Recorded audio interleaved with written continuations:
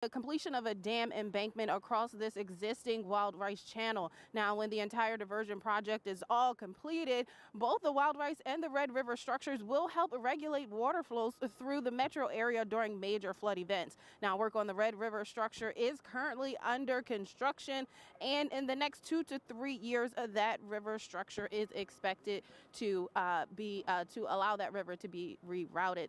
Now, this is a part of the FM Metro flood project, excuse me. So this will help divert water for floods for the metro area that covers a range of roughly 235,000 people. So reporting live in Fargo, Nisha Taylor, Valley News Live. A major step of permanent flood protection for the Fargo-Moorhead area. Nisha reporting live this morning. Thank you. It is now 6:51. We want to get a check of your forecast out there on this first alert weather day. Good morning, Lisa. Good morning. Today we're starting off with conditions that are not nice on the roads. Even though the main event hasn't started yet, we've got some icy patches out there. We're going to hear about that from Jordan in just a second. We're still seeing an isolated light mix of precipitation. There's some mist out there too. And with temperatures below freezing, that's depositing on those colder surfaces. Your decks, your porches might be quite icy this morning. And then increasing wind as well for your morning drive. It gets worse beyond that, but that's just for the morning drive. Now, looking at your radar, we've got a few patches of some snow showing up on the radar, basically Highway 200 corridor, points east from there. And then there are those areas where we have mist that's not necessarily getting detected. Let's expand the view. So we've got kind of two areas right now of precipitation associated with this system. Some thunderstorms going on in southern parts of Minnesota, even as there's kind of a changeover in type of precipitation trying to happen. And then there's the snow into South Dakota. And as the heart of that low starts moving east, northeastward, some of that snow will lift northward into the southern end of the valley. And that's the big question, is how far north does it go? So here's a look in Fargo. We've got a little sliver of sunrise showing here, Fargo and Moorhead here. And we're looking at temperatures that are going to be mild to start off today. We're at 29 degrees in Fargo. Wind is out of the north at 13 miles per hour, so not intense yet. Though you see our camera jostling just a little bit in the wind. It feels like 19 degrees. It's 30 degrees in Moorhead. In Grand Forks, that's one of the areas that I'm not expecting snow today. And once that system moves in, we could still have a few flakes this morning. But it is an area where we will have some wind still. Right now it's at 14 miles per hour, a little colder there at 21 degrees. So speaking of wind, it's already started up in Oaks. You see that gust at the left-hand side of your screen there at 44 miles per hour. Other places, teens, some 20s, the wind out of the north or northeast. So looking at our wind forecast for today, by the next couple of hours, we'll start to see more gusts into the 30s, and we've already seen a 40 in Oaks. More of us seeing gusts to 40 miles per hour in the Southern Valley by noon, and even topping that into the afternoon. And this is the time, afternoon and evening, when the heavy snow will be starting up too. So that combination leading to that concern for blizzard conditions potentially. And that again is in the far south. For Fargo, we're looking at the potential for some snow, but heavier snow more likely in places like Wahpeton and down towards Sisseton and back over into the Fergus Falls area.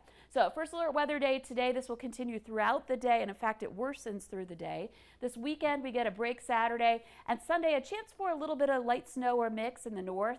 But we're looking at warmer temperatures getting close to 40, and of course still keeping our eyes on that storm system heading into next week for Tuesday and Wednesday. But not out of the woods with this first alert weather day yet, Lisa. Oh no, it's just starting up for some of us. It's going to get tougher and tougher, especially in the southern end of the valley. Okay, and we'll stay updated with you throughout the morning, Lisa. Thank you. Let's get a check of your road report right now so you can see what you're up against if you have to hit the roads this morning. We're going to start on the Minnesota side today in Lakes Country. Those are some of the first schools to call off today. We have those at the bottom of your screen right now. But taking a look here, Highway 10 between Holly and Detroit Lakes, we have full coverage of snow and ice. And then again around Wadena to Staples. Now all of Highway 10, I looked at some cams a little bit earlier. There's some blowing and drifting across the highway pretty much throughout it, so you need to watch out there.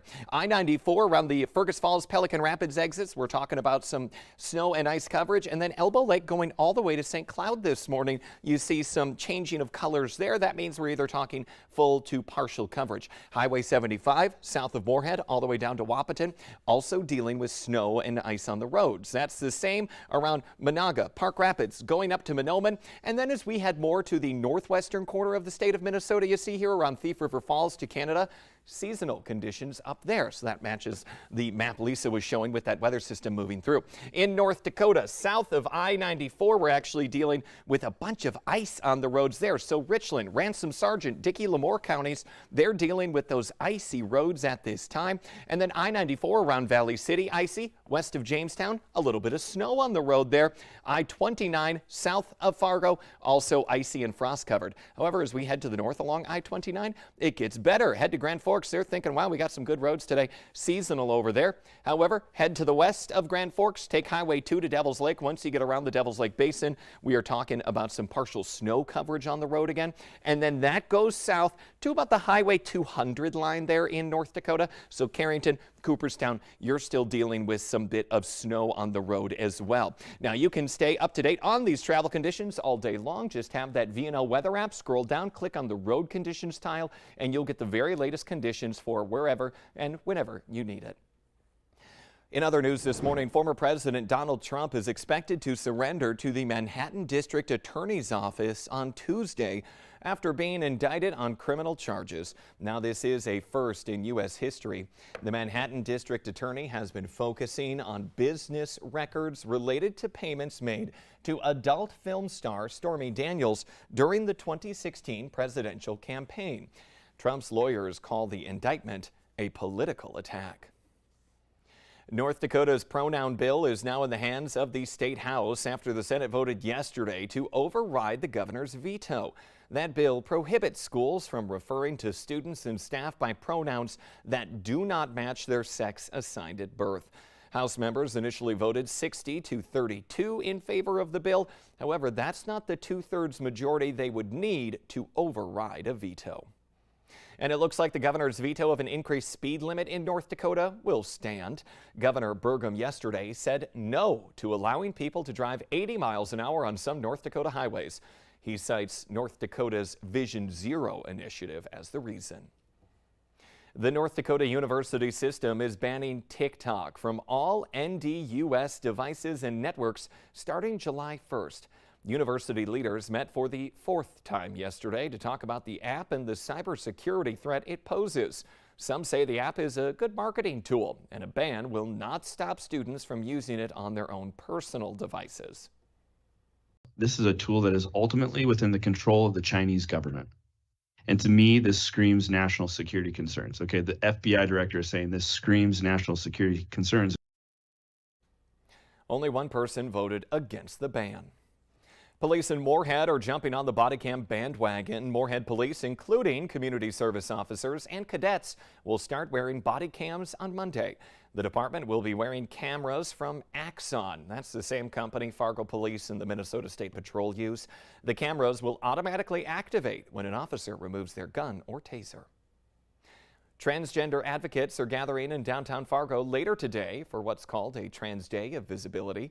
They're calling for people to bring flags and their voices for a rally outside of the downtown Fargo Library that is starting this afternoon at 4:30. London is deploying a new high-tech watercraft to gobble up plastic waste around the city. The Waste Shark is a robotic device that can remove the equivalent of more than 22,000 plastic bottles a day. The battery-powered catamaran can travel up to 3 miles before it needs to be recharging. The Today Show and CBS Mornings are just about to start, but the Valley Today rolls on. We'll have more live up-to-the-minute news and weather for you coming up on the CW. Otherwise, stay safe out there today. We'll see you back here Monday morning.